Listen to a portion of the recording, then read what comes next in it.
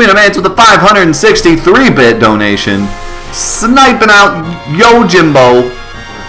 Jimbo is officially gone. Congratulations, Queen of Maids, on the new Bit Boss status. Thank you so much for that donation. Little foam finger for that. Thank you so much. Welcome to the Bit Boss. Snoink. What's my best Final Fantasy VII speedrun? No glitches? I have not done one. I think the last challenge run I did was an initial equipment challenge. That was like a really long time ago. Like 6 years ago or something. But I think I remember that actually being like 30 hours or something. But that's not... The time you should be looking for in a glitchless run of Final Fantasy VII is around like 8 to 9 hours. I think I could definitely do like a sub 10 hour run like now without even really looking up strats. I could probably figure it out. But I don't know any of the strats for the no glitch run. Like, I wouldn't even come close to a good time. Well, this is bad. At least my running away is working well. If it wasn't working well, I would be gone. I'm just gonna save. I'm afraid of dying.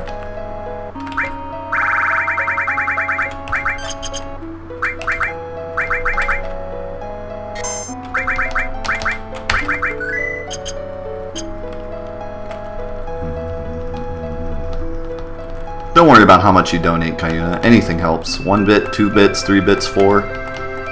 Red bit, blue bit, green bit. Dr. Seuss. Whatever bits you want to donate, or just being here, just hanging out with me. It all helps, so do not worry about any amounts. Just enjoy the stream.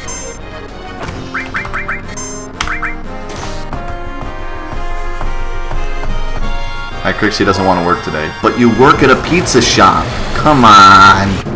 Don't you come on my stream and complain about your job when you work at Domino's. You get free Domino's pizza. Okay, the job probably does kind of suck. But you get Domino's pizza. So, I mean...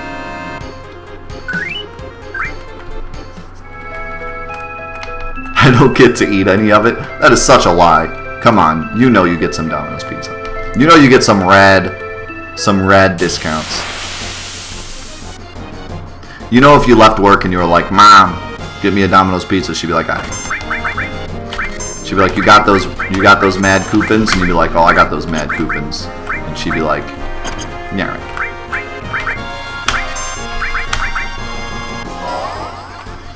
What's my favorite speedrun that isn't Dishonored? Probably Kirby 64. I really like running it, even though I'm not that great at it yet. I haven't practiced it enough, but I'm at least to the point now where I can get through a run without, like, looking terrible. And I have, like, I think I'm somewhere near the top, like, 25. Which is good for a Kirby game, because Kirby games are really, a lot of people run them. But I just really like the run. It's really fun. It's unique.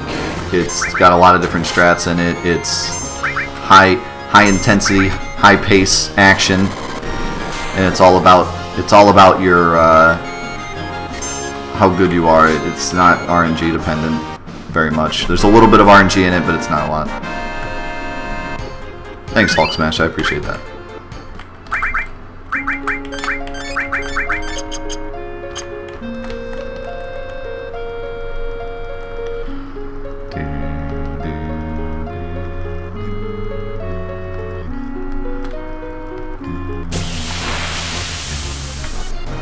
I will say that the Final Fantasy VII speedrun is one of my favorites to watch, just because of how crazy it is, but it's also my most hated to do, because it's terrible. But it's fun to watch. It's fun to watch when people succeed and get good RNG. It's terrible to watch when they have bad RNG and you just watch them cry in a corner for a while. All of my work!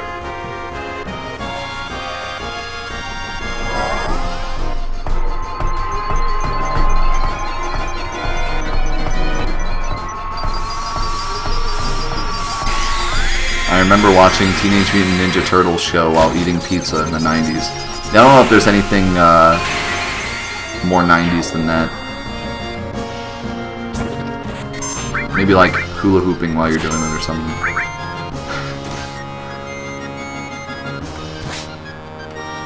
I don't know, hula hoops not really 90s. That's older. Maybe like listening to NSYNC while you're doing it. Listening to Linkin Park. Watching Teenage Mutant Ninja Turtles, eating pizza. That's pretty 90s. And then for dessert after the pizza you get a Wonder Ball. That's pretty 90s.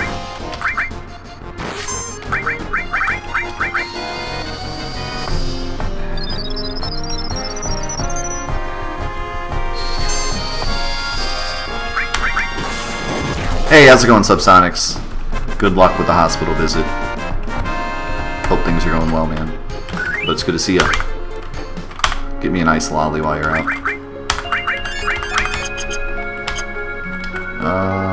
Do one more. Please don't be a pincer attack. Someone said, what's my favorite theme?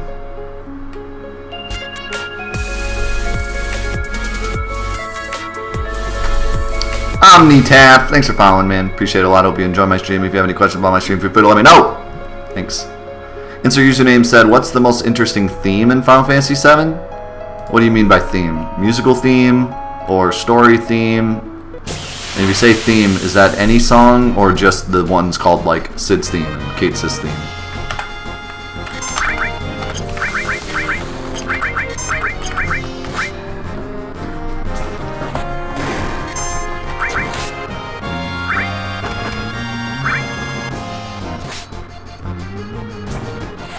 I was never into He-Man, but I think it was just because it was never on when I watched TV. Sailor Moon was always on when I turned on that channel. He-Man was like never on. I didn't even really understand that He-Man was a thing. I had an action figure from He-Man, but I never even knew what it was. I was like, what is this action figure? I don't even know. If only I had known that it was like the memeiest show with Skeletor. I would have loved it.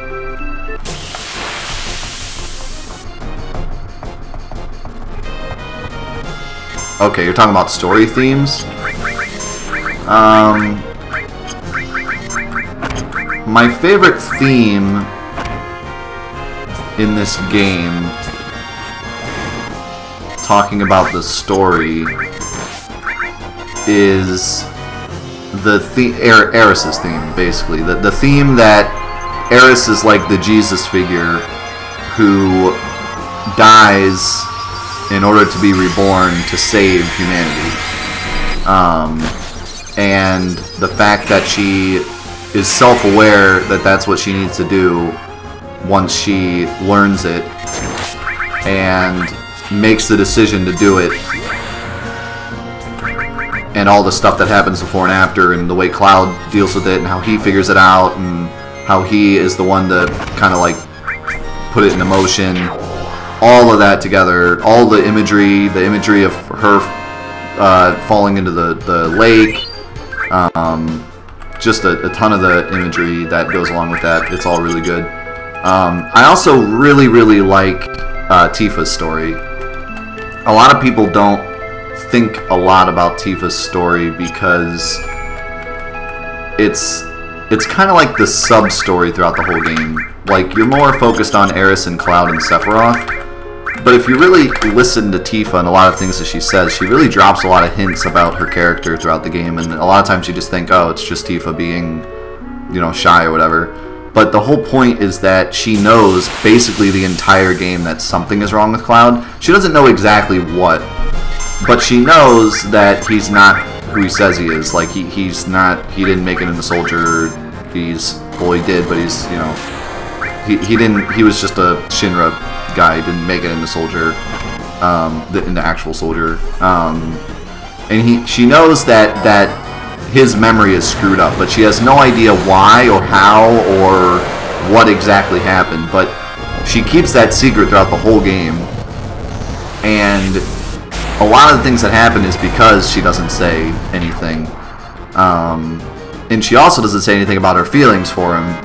And that all kind of builds up as the game goes on. She gets closer and closer to telling him throughout the whole game, and never does. There's a bunch of times when Tifa like almost says it and then doesn't, and people probably think like, oh, it's just kind of alluding to the fact that you can have the date with her. But it's more of the build up to the point where she finally tells him, and it's when they're in the live stream. And she tells him, they figure out the memory thing, and she pretty much tells them about her feelings for him at the same time. And so it's all this huge build up to that one moment. And then what's great about it is that they don't just leave it there. Like, a lot of games will build up, and then this big thing happens, and then it's just left there, and you go fight the final boss, and then the game ends. But they don't do that. They allow it to simmer while you go through the Midgar raid and fight Hojo and all that stuff. And then right before you go to fight Sephiroth, there's that moment with just Cloud and Tifa, and it nicely wraps up that whole sub-story that's been going on throughout the whole game. And so I just really always liked that moment, because too many games have like a subplot going on and then just like leave it. But they did a really good job of like right before the game ends, they end the subplot that you've been kind of listening to throughout the whole game, and there's finally like a resolution for it. So then once that resolution happens, you feel even more ready to fight Sephiroth. Like you see the resolution of the subplot, you know that all the characters are where they want to be now, and now it's time to finally fight Sephiroth. So it gets you pumped up. At least for me it did. You know, I'm like, all right, now, you know, we got Tifa figured out, we got Cloud figured out, everything's figured out. Now let's all, you know, we're going to go save the world. Like, there's nothing else dragging you down when you're going to fight Sephiroth. There's no like, oh, how is this going to resolve, and what about this story, and what about this and that. Like, it all boils down to just Sephiroth in the end. They try to tie off everything else. You know, you kill Hojo, so there's no like, oh, what if Hojo comes back, or what, you know, there's no other loose ends. They pack it all up right at the end, and then boom, time to go fight Sephiroth and finish the game. So I always liked how they did that, because too many games, I think, I mean, it's not a bad thing if you have a lot of things going on at the end. Usually that's a good plot, but it's just nice to see a game that isn't like all mystery all up to the end. Like, they do a nice job of storytelling everything and wrapping up everything, and then it gets you pumped for the final battle.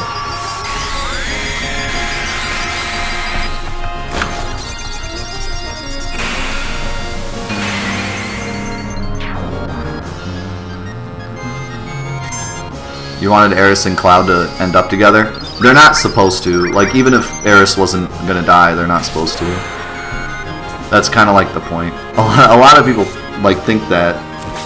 I mean, it's fine to want that. Like there's nothing wrong with that. It's just the way that the story is written. Cloud is meant to be with Tifa, but it's cool that they give you the option to like push Tifa to the side.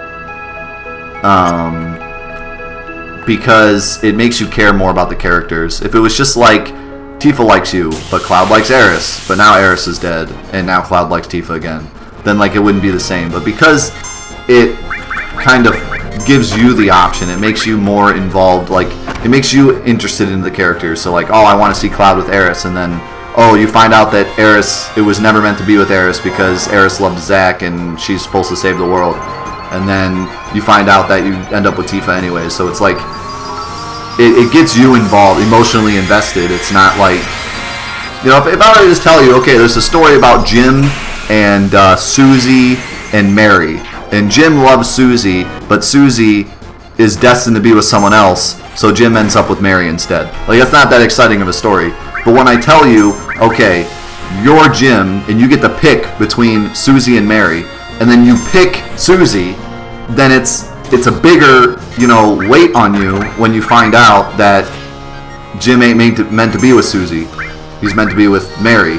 So, like, then you actually care about Jim. You're like, oh my god, Jim, my man. So, it's just good storytelling. This game has so much good storytelling in it. It makes me wish that Square still was good at telling stories, but they're not. Not at all. What about Jesse? Jesse has a thing for Cloud, because he's Cloud, and that's about it. That's about as far as that goes. Cloud's just a handsome guy who, in her mind, made it into soldier because she doesn't know any different. So she's like, oh, this is hot soldier dude. And then she dies and no one cares anymore. Rip. Rip Jessie.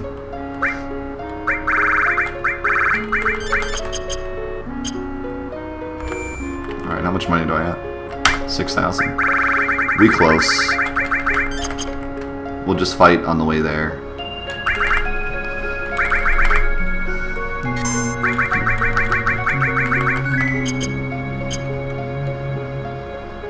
Jessie dating side mission DLC.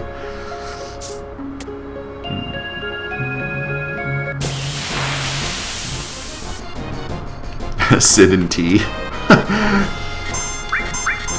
Oh, that's a canon relationship there.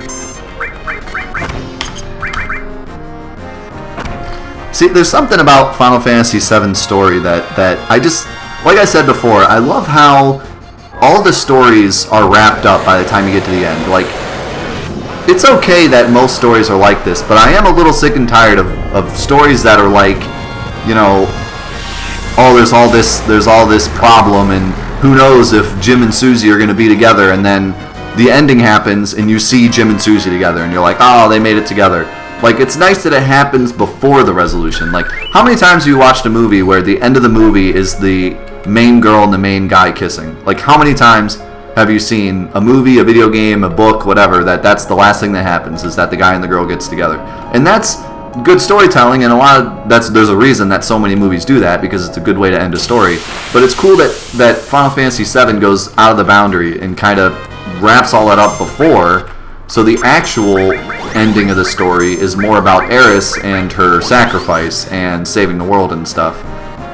It would have been a little cliche if, like, Aeris saved the world, and then at the end, instead of the Red 13 thing, it was like Cloud and Tifa are kissing, and Sid and what's her name? Why do I forget her name? His wife are just like they're kissing, and you're like, the end.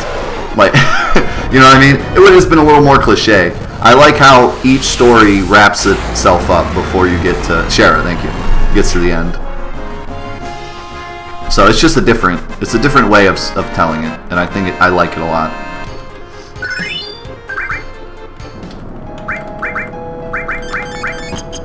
I don't know how I forgot Shara's name.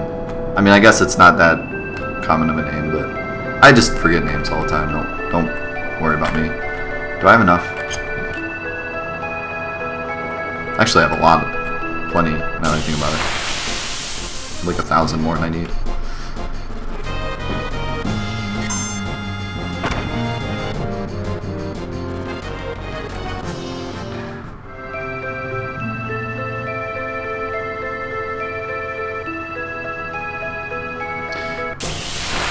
The other thing that I remember your name, Hi Crixie. I will never forget your name. It's one of my favorite names. But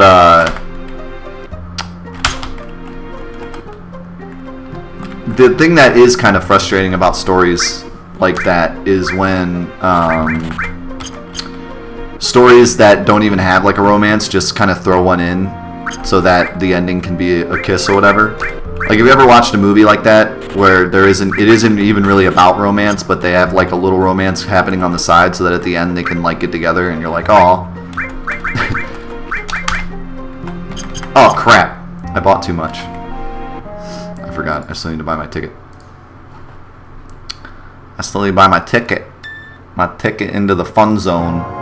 My Chuck E. Cheese ticket. I gotta buy my Chuck E. Cheese ticket.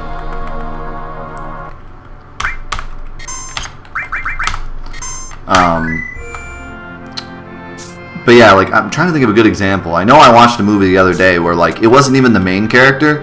It was, like, the sidekick. And then he had, like, a love interest. And at the end, they got together. And you were like, alright.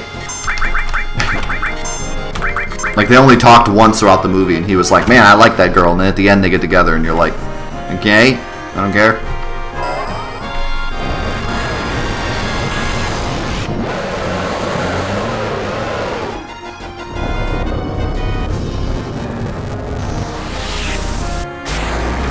Yeah, Harry Potter is kind of a good example, but I don't really mind the romance in Harry Potter. Oh, the new threat, make the base ticket 300. That's probably why I thought it was 300. What's up? It didn't work. Okay. Well, I cannot deal with that now. I know. I'm just aggravated. I'm sorry, you're aggravated. It's not your fault. It's a stupid computer. Slash printer. Slash I don't know. Why not use your other computer? The black one. Just email it to yourself.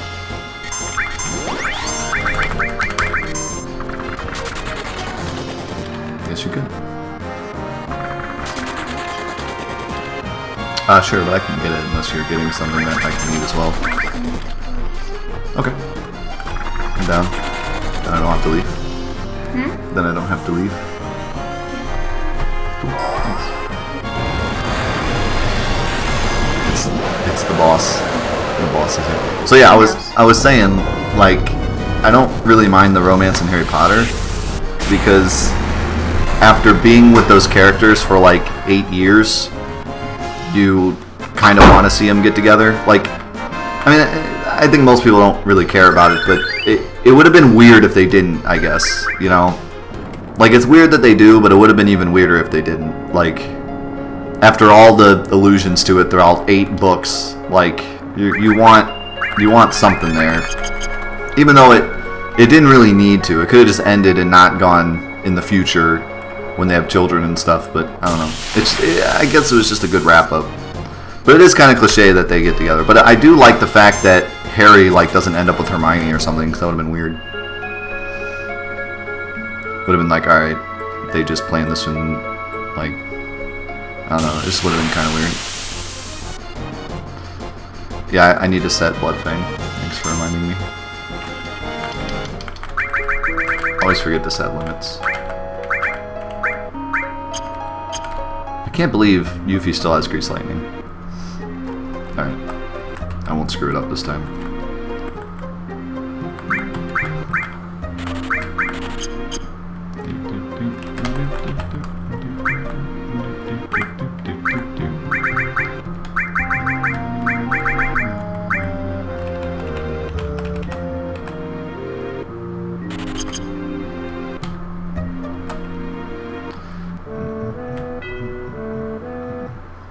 Thanks, I never saw the end of that series. It's not even that much of a spoiler. I didn't even tell you who he does end up with. If you thought that Harry was going to end up with Hermione, then you kind of blew it. You kind of blew it if you thought Harry was going to... Like, from the first book, you probably should have realized that Harry doesn't like Hermione like that.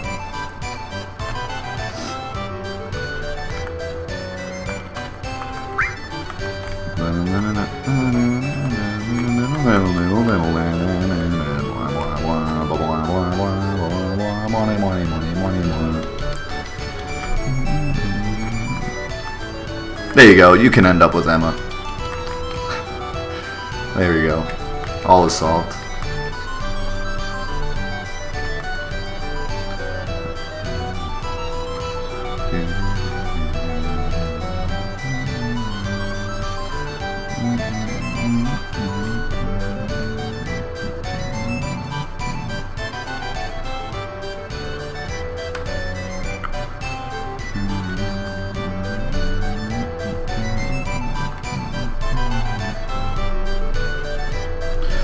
Who do I think I'll date? Eris. I'm almost sure. Pretty positive I'm dating Eris. Let's go with Red 13. Red 13's the best. We just have to go to Wonder Square, I think. I'm not really into trying to do any of this right now because I have no money.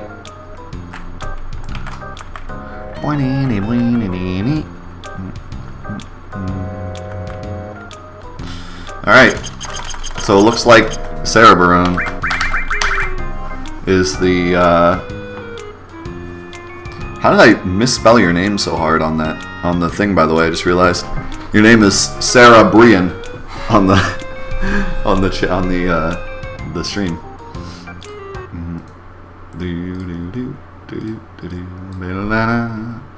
So yeah, Congrats, you are Kate Sith. Unless someone snipes you right now. But I don't think they will because no one likes Kate Sith. I'm also going to reset the chat real quick, so be alarmed. New chat is going to disappear. Do I not have numlock? There we are.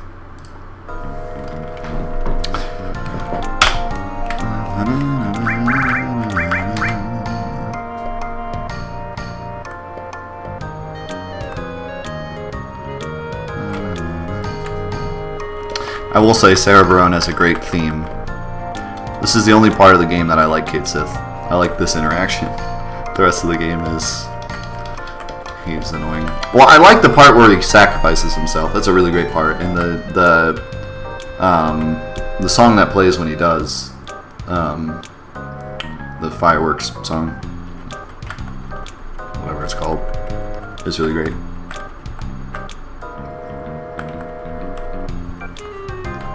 I cannot think of names today. I don't know what it is. Can't think of the names of the songs. Can't think of the names of the characters. Where did my brain gone?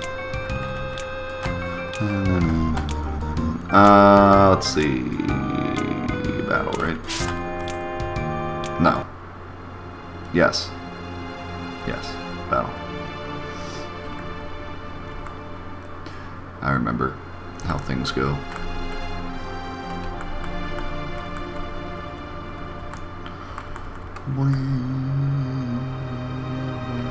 Death hates me.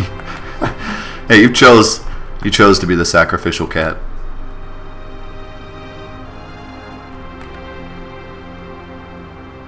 See, that's what I like about it, Dark Lord, is that he sacrifices himself, but not really. Like, he doesn't actually sacrifice himself, and yet it still brings emotion out in you. Like, you know he's coming back, and yet it's still like a sad moment. That's like how good that moment is. That's how good the text and the music is in that moment, is that it brings you the emotion even though it shouldn't.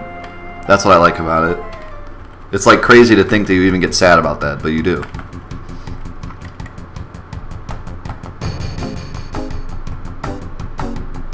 Unlike Eris, I will return. That's as far as you go. Here's another great thing I like about Final Fantasy VII. It doesn't make you fight these things and like lose. I hate when games do that. Am I the only one that like hates that? I have only ever seen like one instance where you auto lose a battle and it's like good. Like, I hate auto lose battles. They're so annoying. I don't know why so many games do it now. I mean, it's not that common in new games, I guess, but like a lot of RPGs of this era had at least one like, oh, he's too strong, but like makes you fight it anyways. That crap sucks. I hate it. I understand the idea behind it, but there's better ways to do it. Like, for example, Mega Man X, the part where you lose against he has a weird name. What is his name? The dude that looks like he's in a suit of armor. Oh god, not this guy. But the time that you lose against that guy, we're not prepared for this. No, it's not Sigma. I completely forget his name. Vile. Yeah, there you go. Thank you, Light Elementa. Coming in the clutch. Yeah, so in Mega Man X, you automatically lose this first boss fight against Vile.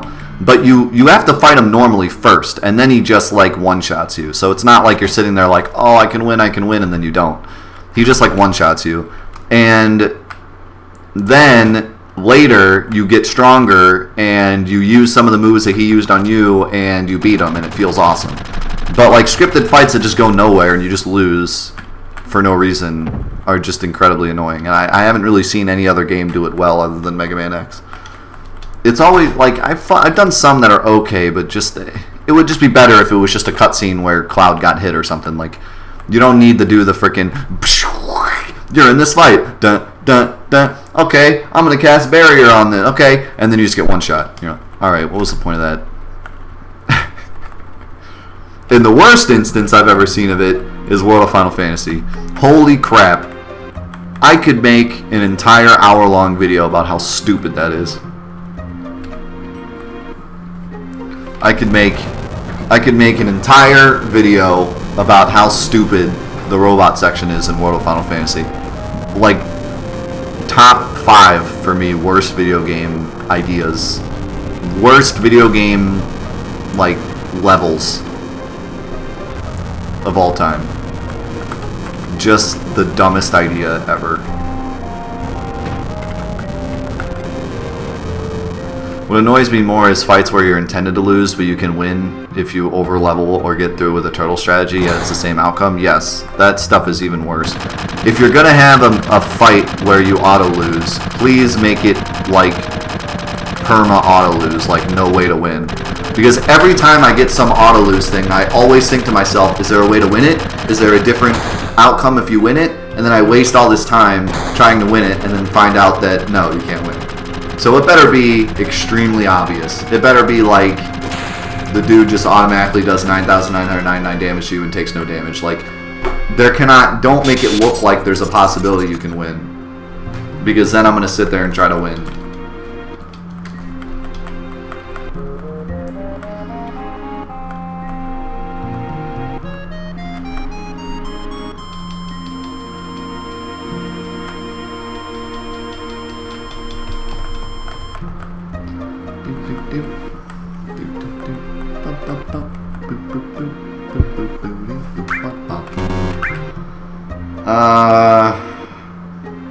Alright, I guess we'll just sub in new, we'll swap Yuffie with Barrack for now.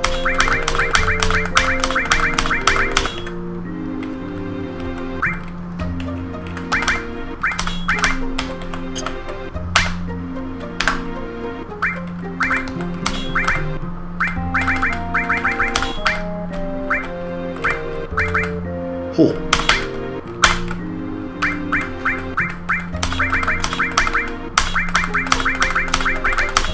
There you go.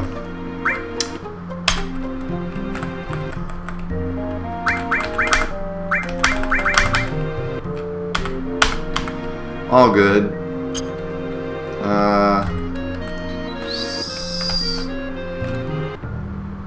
It's not down here, right? There ain't nothing down here. There's a house down here. I don't even remember what's in here. Oh, it's a bar? I don't even remember this. There's a store here? I didn't even know there's a store here. Should probably buy some tents, but... yeah, well...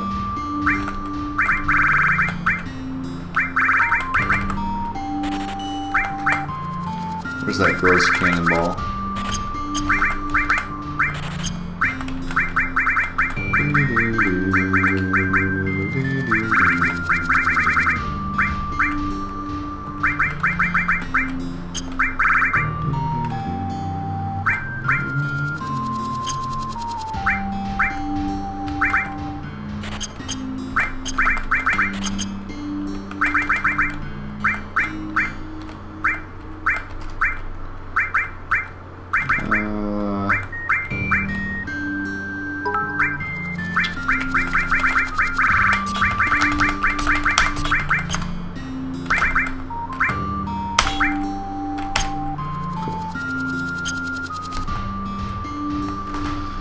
Thanks for the bit, Tar Black. She's a lawyering around. I don't even remember where the save point is in here, but I think it's like... oh, it's up there. That's right. I just used it. Hadoy. What's the worst game I've ever played? I don't actually know. And it also depends on what you mean by worst game. Like, worst game that I think was, like, programmed the worst. Like, forgetting about the price or how it was made or whatever, just like the worst programmed game I've ever played. Maybe Shaq Fu. Or E.T. on Atari. But, like, I don't think E.T. on Atari is actually that bad if you think about the fact it was made in like 2 weeks. But, Do I have enough MP to like survive? Sort of. I'm just gonna like go in the desert and see if I can even survive battles.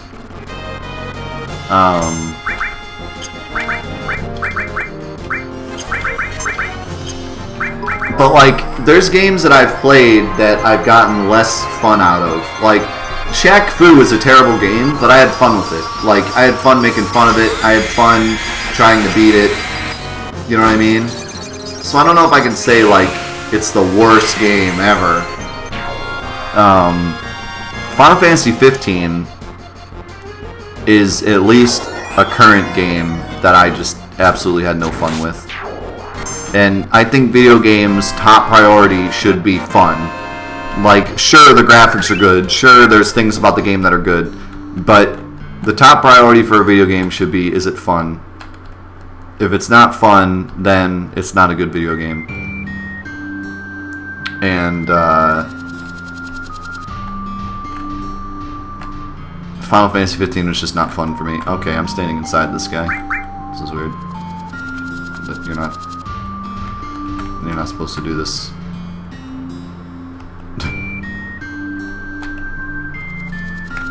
Why am I using Barret? You have to use Barret here. You cannot remove him from the party. And he has to fight Dying. Also, that's a new enemy. I've never seen this enemy.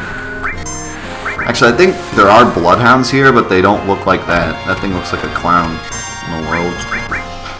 It looks like some kind of creepy clown. Alright, I'm gonna Shiva these guys because I really don't want to get my gil stolen. What's up, Infinite Oni? How's it going, my dude? Good to see you.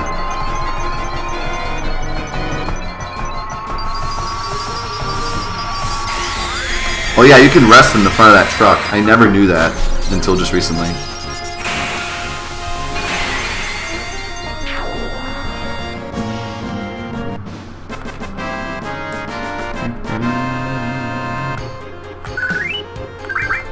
I'm thinking even if the game was programmed well and a lot of effort was put into it, but the end result was still crap, I would say Final Fantasy 15 then. For the amount of money and work put into it, it's just not good to me. But there are good things about it, so I don't know if it's the worst game ever. Like, graphics are good, the characters are well made, the story is okay, but definitely not Final Fantasy standard, even especially since I had to patch the plot.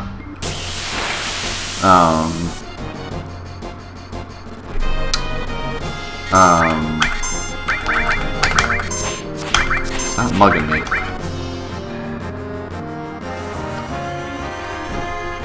It's just no fun for me. There's a couple other choices I would go with. That Need for Speed game we don't talk about. That one is really bad.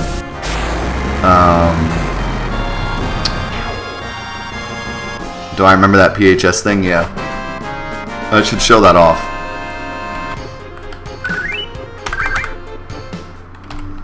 Although I don't think you can use the PHS here. I think you have to go in the house. Like, no, you can't. You have to go into the house and talk to them.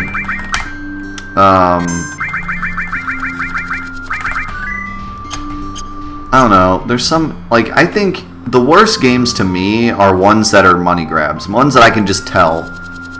Like the new Ratchet & Clank game was such a frickin' let's revive this just to try to make money off of it that it makes me mad whenever I think about it. Empty.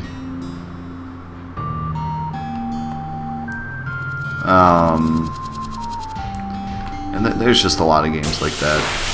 There's a lot of games. The Need for Speed game. Just a total money grab. That makes me sad. Especially since I love the Need for Speed series. Holy crap, that did a lot of damage. Holy crap, he just killed Red 13 on his own. Enter the Dragonfly, yes. Also, Wrath of Cortex is freaking awful. What do you mean they had to patch the plot of 15? Final Fantasy 15, Square decided to put in a plot patch which added new cutscenes to explain parts of the story that made no sense because they came out with the movie hoping that everyone would watch the movie and play the game and understand the universe, but a lot of people didn't watch the movie, so they're really confused when they played the game. So they actually added more cutscenes into the game to explain stuff that people didn't understand, which is sad. Pepperidge Farm remembers, donated $3. Remember those cold nights in winter with a warm cup of hot cocoa? Remember the beautiful summer sunsets over Vineyard Sound? Remember when Death played Ori and loved it? Pepperidge Farm remembers. Hey man, it's Fan Request Friday in 15 minutes. You can plead your case.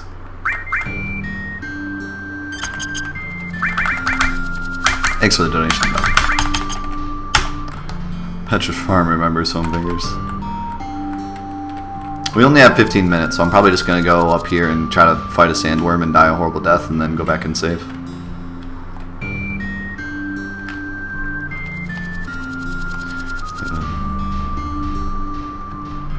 The thing about Final Fantasy 15 that makes me like hesitate to say it's the worst game ever is because a lot of people like it. If you're a fan of MMOs and you don't mind long drives for no reason and kind of a terrible plot, and you're more about just the gameplay, it's not a bad game. It's got, you know, the fishing is fun, the mini game stuff is fun, the fighting system is okay. I personally don't like it, but I know some people do. It's really a mixed bag thing. Some people like it, some people don't. But he asked me what I thought the worst game was, so that's why I threw that in there, because I personally really hate that game. But I'm not saying like everyone should hate it. Like, it's an okay game. I don't know if it's worth the money and the DLC and all that garbage, but it's an okay game. I think a lot of people would have fun with it. Like, if you like MMOs and you like Final Fantasy, I don't think there's any reason not to at least pick it up and give it a try. But for me, I just absolutely hated it. After 8 hours of driving around and I literally didn't have any fun yet, I was like, I can't play this anymore. I did not have a single ounce of fun in 8 hours, and that's not acceptable to me. Like, I like video games that I can get in and play it and have fun. Crash Bandicoot 3, pop that in, I'm having fun immediately. Like, I like games that are more, you know, I mean, I can sit down with a good RPG and let it slowly, you know, Legend of Legaia is one of my favorite RPGs of all time, and that game starts off really slow and then picks up later. So I'm okay with stuff like that, but 8 hours is too much, like, and it wasn't getting any better, you know. There's got to be a point where you're just like, alright, I'm done with this. Hey, I just got Mantra Magic, maybe. No? Okay. I love the music of the prison. It's really great. It was, like, really close to making it into my list, but it didn't quite cut it because it's a little repetitive. But for the moment that it's in, it's fantastic. Like, I really like this music.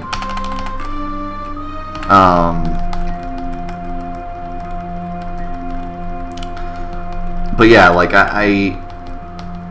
I'm too used to, like, especially in today's gaming world, like, it's important to have fun right away. Like, even Legend of Legaia, even though it's slow at start, it's fun from the start. It's just not, it doesn't get really good till later.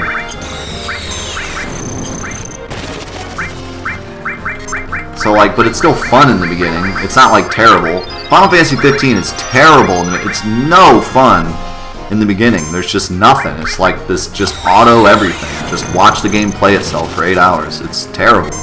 If you can get past that and you enjoy it, that's perfectly fine. But for me, I need a little more than that, you know, to keep my attention. I like games to be right in your face.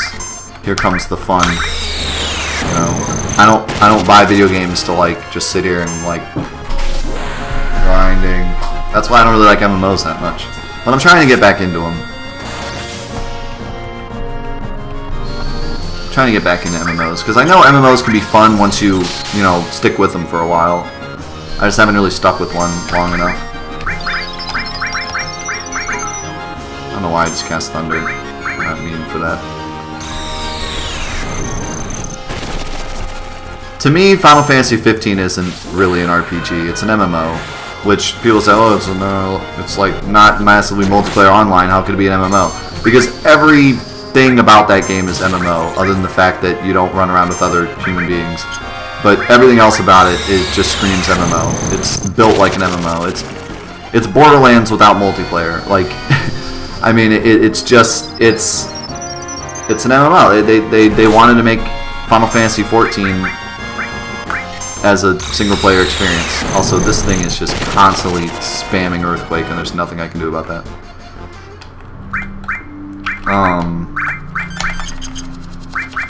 But yeah, like,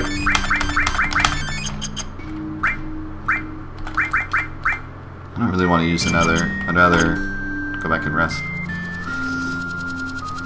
Oh no, I'm lost. I went 2 feet up and now I'm lost forever. But yeah, honestly, if you want to know how screwed RPGs are right now, just get yourself a copy of Game Informer. Get the copy, it's right behind me. The one that has the top 50 RPGs of all time, and you'll understand. Hey, look at Cactar. Steal from him. And then run. He's gonna kill us. Oh no. Oh! The pain! Oh, there he goes. I love how he runs in this game. He like does this backwards. He's just like, see ya.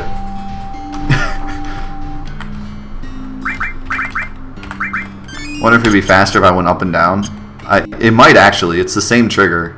You're right.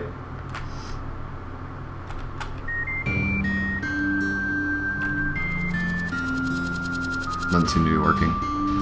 But anyways, yeah. It's no. I mean, okay. I hate the top 50 list that Game Informer put together, but that's my personal opinion. But the point I'm trying to make is that that list has so many games that are like just have RPG elements and isn't actually an RPG. Because every game nowadays is an RPG. That's why it's so hard to like say anything is an RPG anymore. Because everything is an RPG. Buy Need for Speed, your cars go up levels. Like everything. Name a game that you don't go up levels. Like it's almost every game now. Platformers, you go up levels and get skills and have skill trees and experience and quests. Like just every game now, because they realized that RPG elements were like the key to making a long-lasting and replayable game. So everything is an RPG now. So when they made that top 50 list, they're like, we don't really know how to like decide what's an RPG or not. And so they pretty much just went with everything's an RPG for that list, which made a lot of people angry. But I don't really mind it since they came out and said that. They're like, well, we didn't really know what to make an RPG, so we just made everything an RPG. Like, I can understand that. But the reason I hate that list is because they talk about putting the games that were impactful on RPGs at the top of the list, and then the top of their list is absolute garbage. Like, they don't...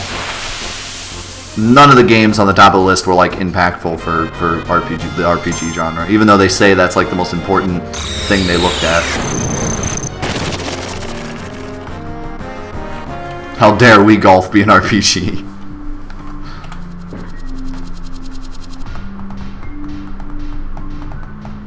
RPG elements key to make a long-lasting game. People still play the hell out of Mario 64. Oh yeah, I mean, I'm not saying I agree with it. I'm just saying that's their idea, and I don't mind. You know, I like playing a Need for Speed game when my car goes up levels and I can unlock stuff for it. Like, that's fun.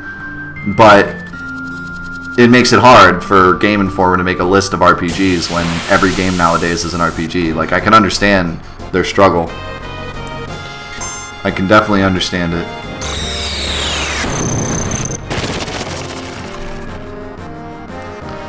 It's too hard to distinguish at this point. I don't think I'm ever getting out of this desert.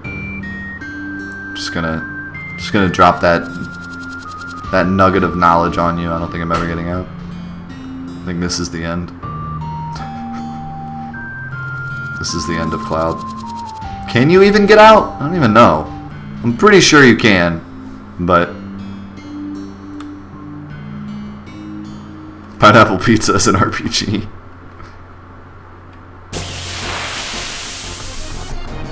Can you get out by just going down, or do you have to take the carriage? I feel like you actually have to take the carriage. Final Fantasy logic.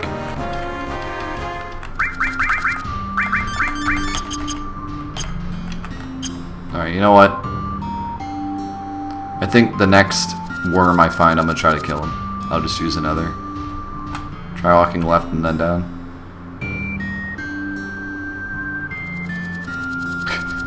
Is this working? Oh, I got somewhere different.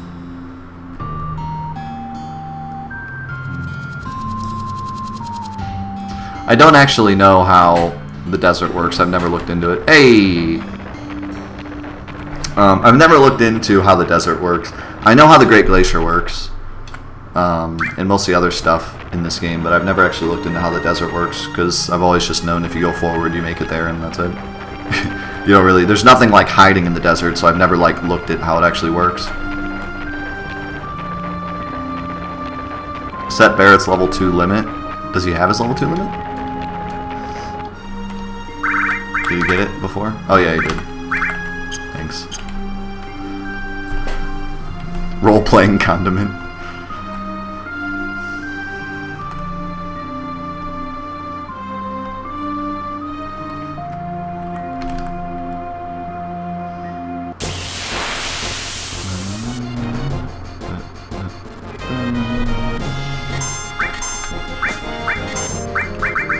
Ew, that thing drains MP? That sucks.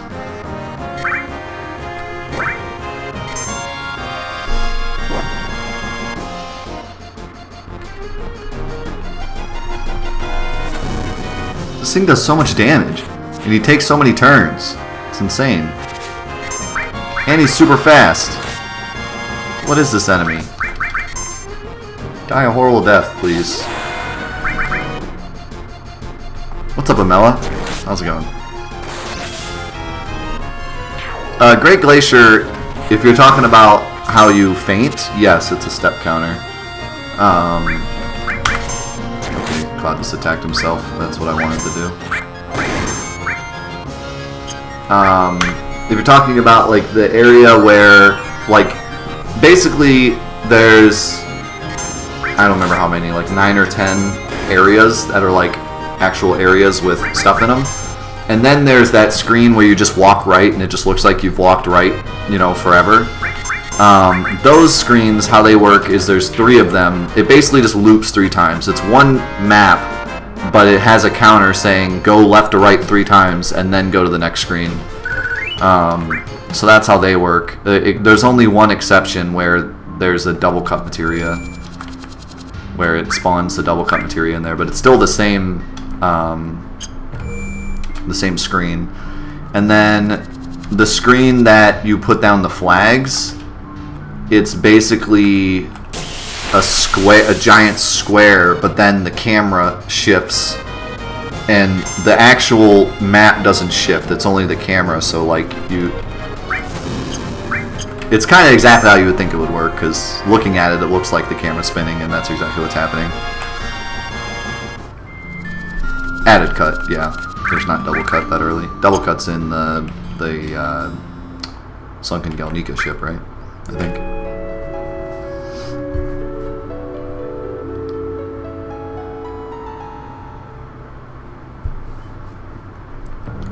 Okay, looks like the carriage is actually a chance. A 1 in 8 chance to get one. Oh no, you're talking about cactars. Okay. Carriage, excuse me. The carriage shows up in the 10th screen. That's good to know. I never knew if there was an easier way to get the dine. I always just go straight up. I go through the fence and then straight up, and it's like the 5th screen or something.